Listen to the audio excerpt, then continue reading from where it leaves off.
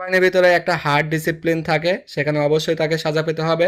Even সেখানে সাজা শেষ হলে এরপরে তাকে আবার সিভিলে সাজা দেওয়া হবে। শতবার খোঁজাখুঁজি করা সত্ত্বেও মেলেনি সেই শিশুটির মাথা। বাবা শিশুটিকে হত্যা করার পরে ফেলে দেয় করতেয়া নদীতে। এটা কেমন বাবা সেই শিশুটিকে হোটেলে নিয়ে যায় এবং হোটেল থেকে তাকে এমনভাবে খুন করা হয় যেটা মানুষ শুনলে অবাক হয়ে যাবে। হ্যাঁ, আমি বলতেছি সেই সেনা সদস্য আজিজুলের কথা। সেই সেনা সদস্য আজিজুল রাজশাহীতে প্রশিক্ষণ করেছে। সে আমার ব্যাটসম্যান ছিল। আমরা দুইজন একই সাথে ট্রেনিং সম্পূর্ণ করেছি এবং তার বিষয়ে আমি অনেক কিছু জানি। এখানে যাই হোক, আমার ব্যাটসম্যানই হোক বা অন্য কেউই হোক, আমি সেনা সদস্য সম্পর্কে কিছু কথা আপনাদের বলতে চাই। সেটি হচ্ছে এই যে ঘটনা, এটাই কিন্তু প্রথম ঘটনা না। এরকম অনেক ঘটনা চলতি জীবনে ঘটে থাকে। এটা আমি সেনা সদস্যকে উদ্দেশ্য করে বলতেছি না, বাস্তব জীবনেও কিন্তু এমনটা হয়।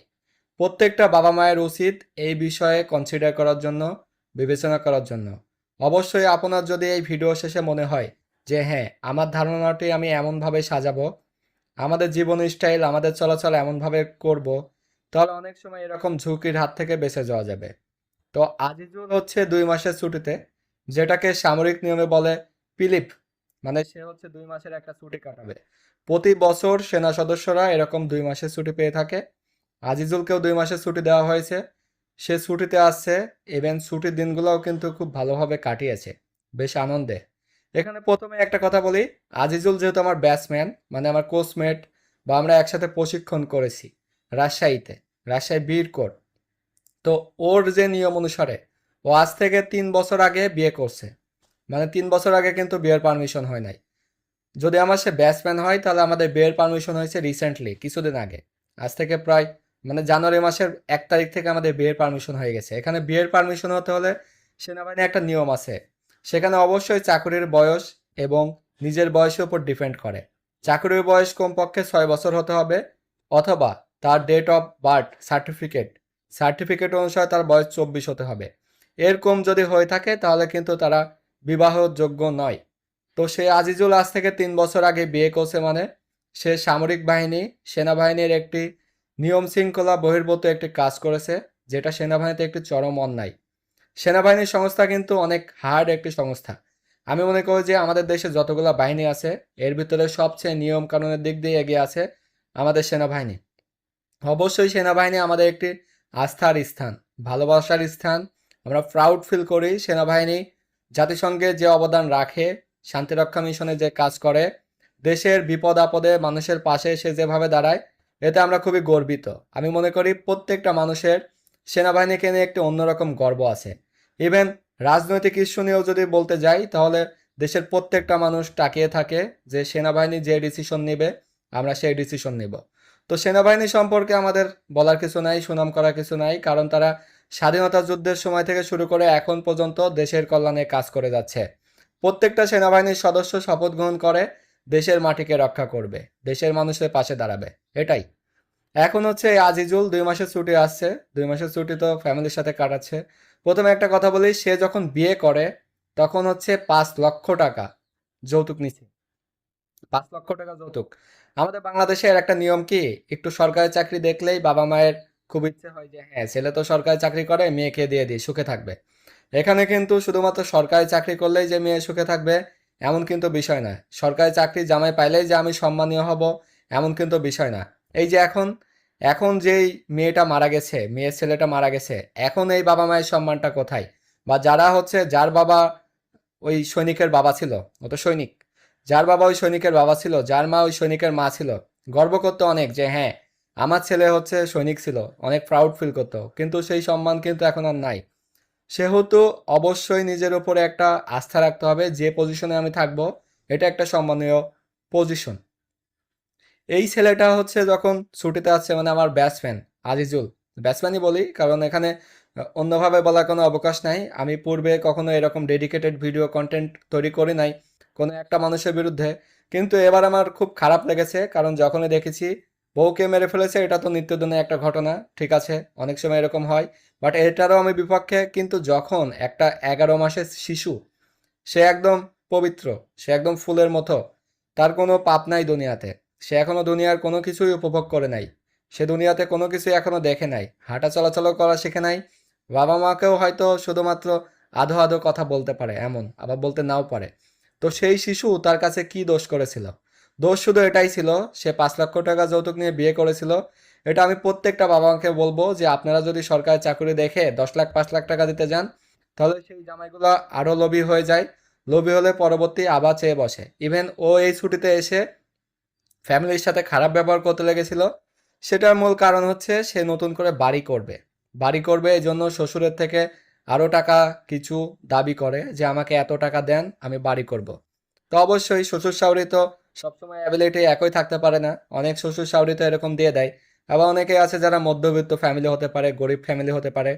তো বিয়ে করার সময় তো অবশ্যই খুব ভালোভাবে বিয়ে করছিল যে শ্বশুরের মেয়েকে সে খুব ভালোভাবে রাখবে, তার দেখাশোনা করবে। ছেলে সেনাবাহিনীর চাকরি করে, বস্তা বস্তা টাকা, এই সম্মান এই সেই। কিন্তু এগুলা কোনো সময় বিবেচনা করা উচিত নয়। আমি এখন হচ্ছে কিছু কথা বলি, সেটি হচ্ছে যারা খুব পছন্দ করেন আমাদের সেনাবাহিনীকে, আমি নিজেও পছন্দ করি, I proud feel Bangladesh army নিয়ে, ঠিক আছে? বিকজ অফ আমিও একটা সৈনিক ছিলাম। হ্যাঁ।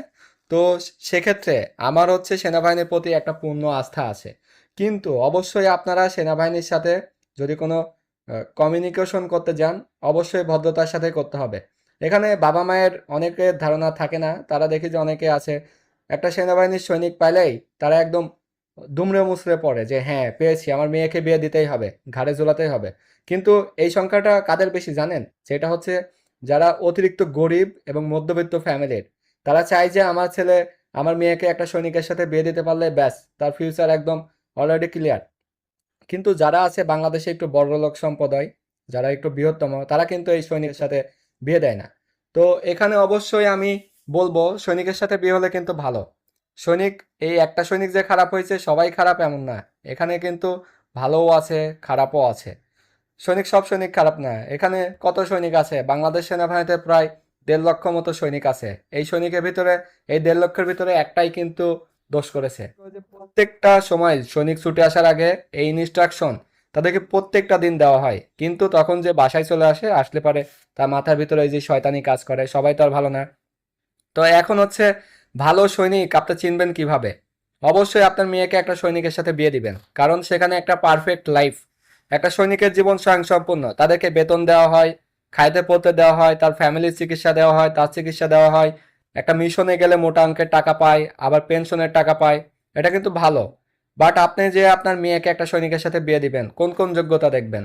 অবশ্যই যদি আপনি আপনার মেয়েকে বিয়ে দেন, হ্যাঁ, ছেলেটা হচ্ছে অবশ্যই হতে হবে, তার ফ্যামিলি ভালো হতে হবে, ফ্যামিলি ব্যাকগ্রাউন্ড। সৈনিকের সাথে বিয়ে দিবেন, কিন্তু এইরকম আজিজুলের মতো ফ্যামিলির সাথে বিয়ে দিবেন না, যে ফ্যামিলির সবসময় চাহিদা থাকবে যে শ্বশুর বাড়ির থেকে টাকা পয়সা নিয়ে আসো, শ্বশুরের বাড়ির থেকে টাকা পয়সা নিয়ে এসে তোমার ভবিষ্যৎ গড়ো।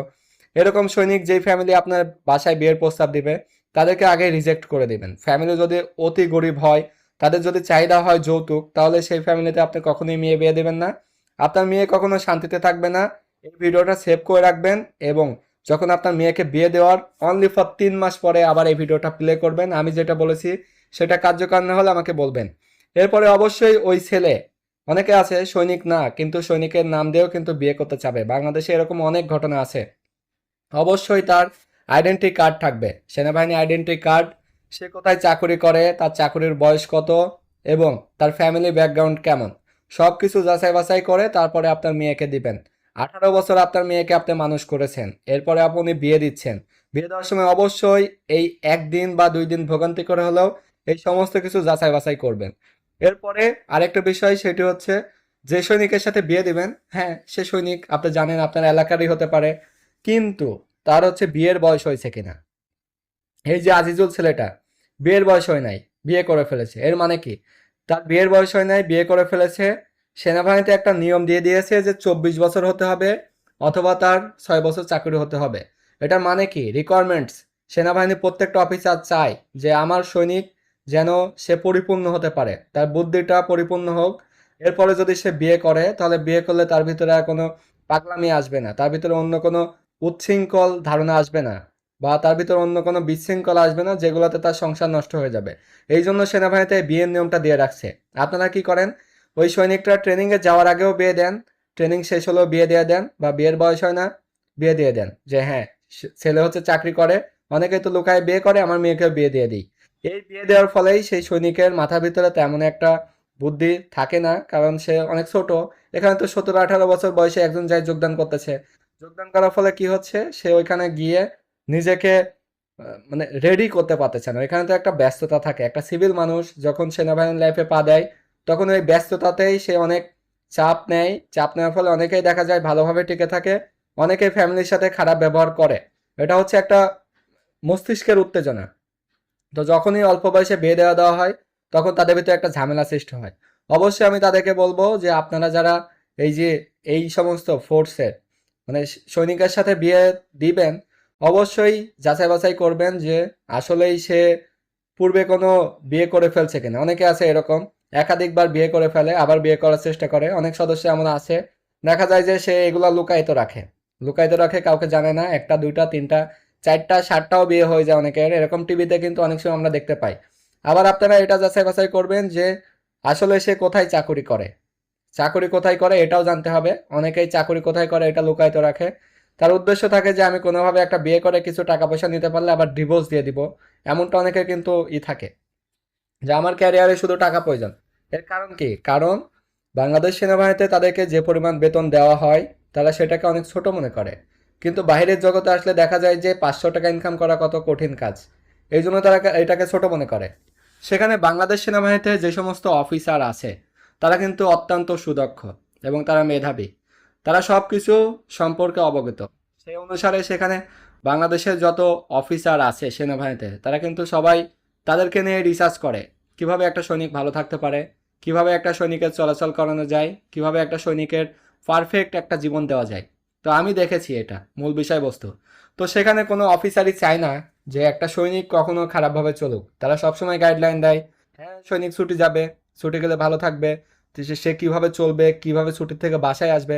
ইভেন করোনার সময় লকডাউনে আমি যখন বাসায় ছিলাম আমি যেতে পারছিলাম না, তো সেখানে একটা মেজর স্যার সে আমাকে বারবার ফোন দিচ্ছিল, আলামিন তুমি এভাবে আসো, তুমি এখান থেকে এই গাড়িতে ওঠো, রিক্সায় উঠবো, সিএনজিতে উঠবো, কিসে উঠবো, কিভাবে আমি সেখানে গিয়ে পৌঁছাবো, সেই বিষয়টা কিন্তু সে সুফল করে দিছিল। কেন দিছিল? কারণ সে চায় যে আমি যেন কোনো ভোগান্তিতে না পড়ি। সেক্ষেত্রে আজিজুলের ক্ষেত্রেও কিন্তু কোনো অফিসার এখানে কোনো অবহেলা করে নাই। অবশ্যই তার সেখানে যে কমান্ডার আছে, তার সেখানে উপরস্থ কর্মকর্তা আছে, তারা অবশ্যই তাকে ইনস্ট্রাকশন দিচ্ছে বিভিন্ন সময় যে হ্যাঁ তুমি বাসায় গিয়ে এটা করো ওইটা করো। তারা কিন্তু জানতেও পারে নাই যে আজিজুল আজ থেকে 3 বছর আগে বিয়ে করেছিল। তো সে বিয়ে করেছে ভালো কথা, আবার বউর সাথে সংসার করেছে 3 বছর, ভালো কথা। একটা ছেলে হয়েছে 11 মাস, সেটা অনেক ভালো কথা। কিন্তু সবচেয়ে খারাপ কথা হলো যে সে 2 মাসের ছুটি এসে শ্বশুর বাড়ির সাথে তো খারাপ ব্যবহার করেইছে, ইভেন এসে তার বউকে নিয়ে গিয়েছে একটা হোটেলে বগুড়াতে। সেই বগুড়াতে উঠে আবার কি করলো, আগে হচ্ছে স্ত্রীকে হত্যা করেছে, এরপরে সেই ছেলেটাকে হত্যা করে এই মাথার অংশটা নিয়ে আবার ব্যাগে করে নিয়ে চলে গেছে বগুড়া কতোয়া নদীতে, সেখানে ফেলিয়ে দিয়েছে। সেখানে শত চেষ্টা করার ফলেও ওই মাথাটা আর উদ্ধার করা সম্ভব হয় নাই। এখানে প্রত্যেকটি মানুষের খারাপ লেগেছে, প্রত্যেকটি মানুষের কষ্ট কষ্ট লেগেছে। তারা কিন্তু খুবই দুঃখিত যে এইরকম একটা বিষয় দেখতে পেরে। এটা কিন্তু আমারও খুব খারাপ লেগেছে, যদিও সে আমার সাথে একসাথে প্রশিক্ষণ করেছিল, তার সাথে আমার খুব ভালো মিল ছিল। সে হচ্ছে খুব ধার্মিক ছিল, ধার্মিক। সে হচ্ছে আমাদের রাজশাহীতে যখন আমরা ট্রেনিং করেছিলাম তখন তার একটা বৈশিষ্ট্য ছিল, সে আহ, তার ভিতরে এই কোরআন তেলাওয়াতে সে ফার্স্ট হয়েছিল। আমার খুব ভালোভাবে মনে আছে, দীর্ঘ 6 থেকে 7 বছর প্রায় হয়ে যাচ্ছে তার সাথে আমার উঠা বসা ছিল। তো এইরকম যে একটা কাজের সাথে সে লিপ্ত হবে, এটা শয়তানের উছিলাই করে ফেলে মানুষ, মাত্রই ভুল করে ফেলে। তো যাই হোক, এখন হচ্ছে তার কি সাজা হতে পারে এটাও কিন্তু আপনাদের জানা উচিত ছিল। একটা সেনা সদস্যকে কিন্তু পুলিশ গ্রেপ্তার করতে পারে না বা পুলিশ সাজা দিতে পারে না। সেহেতু সে যেহেতু সেনা সদস্য, তাকে অবশ্যই যে পুলিশরা গ্রেপ্তার করেছে তাকে আবার সেই সেনানিবাসে হস্তান্তর করবে, তার সেই সিও কমান্ডিং অফিসারের কাছে। এখানে একটা জিনিস মাথায় রাখবেন যে আমাদের সিভিল কোথাও যদি কোনো মামলা মোকদ্দমা হয়, সেখানে যদি কোনোভাবে ছাড় পাওয়াও যায়, ওইখানে কিন্তু ছাড় পাওয়া যায় না। সামরিক কোর্টে সেখানে তার বিচার হবে, সেনাবাহিনীর যে নিয়ম আছে সেই নিয়মের ভিতরে তার বিচার হবে। সেখানে যদি তার বিচার কার্য সম্পন্ন হয় তাহলে আবার তাকে সিভিল জেলে পাঠাবে, এখানে তার সেই সাজা হবে।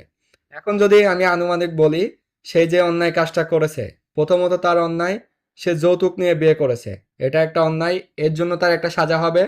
এরপরে সে কি করেছে, পারমিশন হওয়ার আগে বিয়ে করেছে, এর জন্য তার আরেকটা অন্যায়। আর আরেকটি অন্যায় করেছে, সে হচ্ছে তার বউকে হোটেলে নিয়ে গিয়ে হত্যা করেছে, বাচ্চাকে হত্যা করেছে, ইভেন সেটা ফেলিয়ে দিয়েছে। আর এই আরেকটা অন্যায় কি জানেন, সেটা হচ্ছে সে এই হত্যা করার পরে এই বিষয়টা সে লুকাতে চেয়েছে। এই এতগুলো অন্যায় যে সে একসাথে করেছে, আমরা সাধারণ দৃষ্টিতে মনে করলে তার তো যাবজ্জীবন অথবা ফাঁসি হওয়ার কথা। তো আমরা রায় দেওয়ার কেউ না আসলে, এখানে হচ্ছে তার উপরস্থ যে কর্মকর্তা থাকবে তারা এই বিষয়টা বিবেচনা করবে।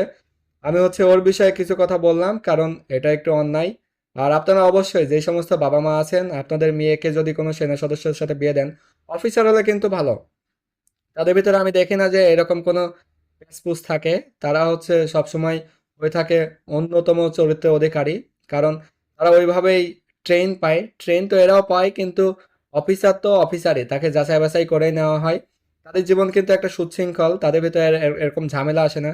বাট সৈনিকের ভিতরে এরকম মাঝে মাঝে দু একটা এরকম দেখা যায়। আবার অনেকেই সৈনিক না কিন্তু সৈনিক সাজার চেষ্টা করে, এরকম অনেকে আছে। তো আপনাদের যদি কোনো মেয়ে বা আত্মীয় স্বজনকে এমন সেনা সদস্যের সাথে বিয়ে দিতে চান, তাহলে অবশ্যই মাস্ট বি তার বিষয়ে খবরাখবর নিতে হবে। তার ফ্যামিলি ব্যাকগ্রাউন্ড কেমন, বাবা মা কেমন ছেলের, এরপরে সে কোথায় চাকরি করে, তার বিয়ের পারমিশন হয়েছে কিনা, বা ওই ছেলে যৌতুক চাই কিনা। অবশ্যই আমি জোর গলায় বলবো যে এই শুধুমাত্র এই শিশুটা মারা গেল আর এই মেয়েটা মারা গেল শুধুমাত্র যৌতুক দেওয়ার কারণে। ওই যে প্রথমে একটা লোভ পেয়ে গেছে, যে প্রথম ধাপে 5 লাখ পেয়েছি। অনেক বাবা মা আছে এরকম, একটু হাসি পায় যে একটা সরকারি চাকরি দেখলে 10 লাখ, 5 লাখ, 15 লাখ, জীবনে যত সঞ্চয় আছে সব দিয়ে হলেও দিয়ে দেয়। এতে কি সুখ আছে? সুখ নাই। জীবন পথে চলতে হলে অনেক টাকার প্রয়োজন, অনেক টাকার প্রয়োজন। এই যৌতুকের 1 লাখ 2 লাখ টাকায় একটা সংসার সারা জীবন চলতে পারে না। সেহেতু অবশ্যই আমি সবসময় বলবো তাদেরকে যে যৌতুক দিয়ে কোনো মেয়েকে বিয়ে দিবেন না, যৌতুক নেবেন না, যৌতুক দিবেন না। বাংলাদেশ সরকার যে নিয়মগুলা করে দিয়েছে, সংবিধানের যে নিয়মগুলা, এই নিয়মগুলো অবশ্যই আপনারা মেনে চলবেন। সেনাবাহিনীর সৈনিকের জন্য অনেকগুলো নিয়ম করে দিয়েছে, তারা যদি এটা পরিপূর্ণভাবে মেনে চলে, সবাই তো মেনে চলে, দু একজন এরকম থাকে, এই দু একজনের জন্য সম্পূর্ণ ফোর্সের একটি সমস্যা হয়ে দাঁড়ায়। তো আপনারা অবশ্যই দেখতে থাকবেন পরবর্তী কোনো সময়ে তার কি বিষয় আশায় নেওয়া হয়। এটা অবশ্যই সামরিক বাহিনীর একটি কর্ম, তো এই জন্য হয়তো অনেকটা জানতেও পারবেন না। বাট এটা ভাবেন না যে তার সাজা কম দেবে। সেনাবাহিনীর ভিতরে একটা হার্ড ডিসিপ্লিন থাকে, সেখানে অবশ্যই তাকে সাজা পেতে হবে। ইভেন সেখানে সাজা শেষ হলে এরপরে তাকে আবার সিভিলে সাজা দেওয়া হবে, সিভিলে সে সাজা উপভোগ করবে। যেটা নিয়মে পাওয়ার কথা সেনাবাহিনীর নিয়মে আরেকটু বেশি পাবে। তো এই ভিডিওটা এ পর্যন্তই। অবশ্যই শিক্ষণীয় কিছু কথা বলেছি, যদি আমার কথা শুনে খারাপ লেগে থাকে তাহলে আমি আন্তরিকভাবে দুঃখিত। আর অবশ্যই যদি কেউ শিক্ষণীয় হিসাবে এই ভিডিওটা নেয়, অবশ্যই জানার প্রয়োজন আছে। বাট সবসময় মনে রাখতে হবে সেনাবাহিনী আমাদের দেশের একটি অন্যরকম সম্পদ, তাদের জন্য আমাদের দেশ টিকে আছে, দেশের মানুষ তাদের দিকে তাকিয়ে আছে। সারা বিশ্বে এই সেনাবাহিনী আমাদের জন্য সুনাম অর্জন করে নিয়ে আসতেছে। শান্তিরক্ষা মিশনে সেনাবাহিনী প্রথম অবস্থান করেছে, এমনিতেই হয় নাই। সেখানে কিন্তু অনেক নিয়ম দেওয়া আছে। 2 লক্ষ সদস্যের ভিতরে একজন দুইজন এরকম হতে পারে, হতে পারে না এমন নয়, শয়তান তো লেগেই আছে মানুষকে খারাপ করার জন্য। But at the time Azizul খুব ভালো ছিল যখন আমরা ট্রেনিং করেছি। এবং ট্রেনিং করার পরে চাকরি লাইফেও সে অনেক সুন্দর ছিল। হয়তো শয়তানের ওসিলায় কোনো ধোকায় পড়ে এরকমটা হয়েছে, বাট আমি ব্যক্তিগতভাবে তাকে কোনো খারাপ কথা বলতে পারতেছি না। এ পর্যন্ত এটা। যদি আপনাদের ভালো লাগে থাকে অবশ্যই লাইক কমেন্ট শেয়ার করবেন। শিক্ষণীয় হিসাবে আমি এই ভিডিওটা কন্টেন্ট ক্রিয়েট করেছি, পূর্বে এরকম ভিডিও করে নাই, কারণ মানুষের কিছুটা জানার প্রয়োজন আছে। অনেক এলাকায় দেখা যাবে সেনাবাহিনীর সাথে সম্পর্ক আসবে, অবশ্যই যাচাই বাছাই করবেন। এখানে অফিসার হলে কোনো কথাই নাই, দে আর গুড, তারা খুব ভালো। বাট সৈনিক হলে অবশ্যই যাচাই বাছাই করবেন 3টা জিনিস: প্রথমত সে কোথায় চাকরি করে, দ্বিতীয়ত তার ফ্যামিলি ব্যাকগ্রাউন্ড কেমন, আর তৃতীয়ত সে যৌতুক চাই কিনা বা বিয়ের পারমিশন হয়েছে কিনা। এই বিষয় না জেনে কখনোই আপনার মেয়েকে বিয়ে দেবেন, দিলেই কিন্তু এর একটাও যদি মিস করেন তাহলে কিন্তু অশান্তি পোহাতে হবে। যদি আমার কথার সাথে মিল না পান তাহলে আপনি পরে বলবেন যে না আমার কথার সাথে কোনো মিল নাই। আর এই ভিডিও আমি জানি অনেকেই দেখতেছে, আপনাদের লাইফে যদি এমন ঘটনা ঘটে থাকে, এরকম প্রতারিত হয়ে থাকেন কোনো না কোনোভাবে, অবশ্যই কমেন্টস করে জানাবেন।